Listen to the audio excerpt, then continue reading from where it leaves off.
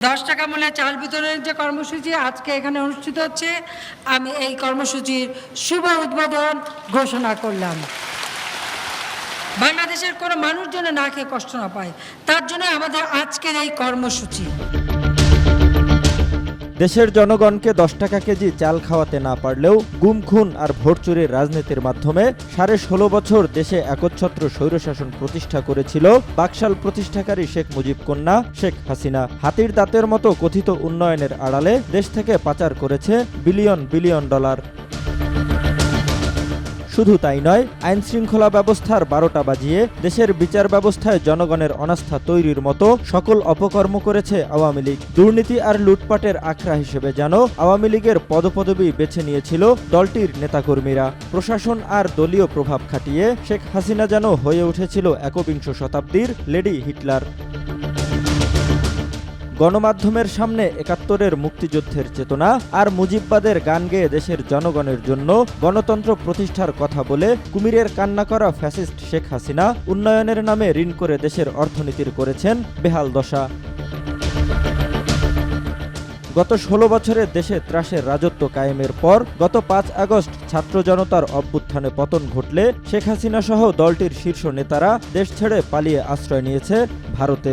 এছাড়াও দলভক্ত এমপি মন্ত্রী সহ জেলা উপজেলা এমনকি ইউনিয়ন পরিষদের একাধিক মেম্বার চেয়ারম্যানও পালিয়েছে যে যার মতো। পালানোর তালিকা থেকে বাদ যায়নি প্রশাসনের বিভিন্ন বাহিনীর উচ্চ পর্যায়ের কর্মকর্তা সহ সরকারি একাধিক আমলারাও।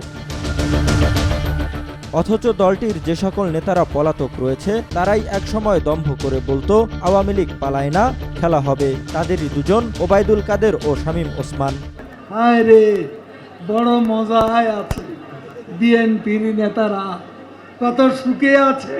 সকালবেলা বিএনপির নেতারা ঘুম থেকে উঠে চোখ কসলাতে কসলাতে কোথায় যান, গুলশানে কে কেন যায় নালিশ করতে, নাম কি বাংলাদেশ নালিশ পার্টি।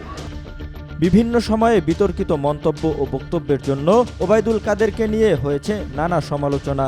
বিরোধী দল বিএনপিকে নিয়ে বিরূপ মন্তব্য করাই যেন ছিল ওবায়দুল কাদেরের অন্যতম শখ। সরকার পতনের পর 3 মাস দেশেই আত্মগোপনে থেকে গত মাসে দেশ ছেড়ে ভারতে পালিয়ে যায় দাম্ভিক এই নেতা।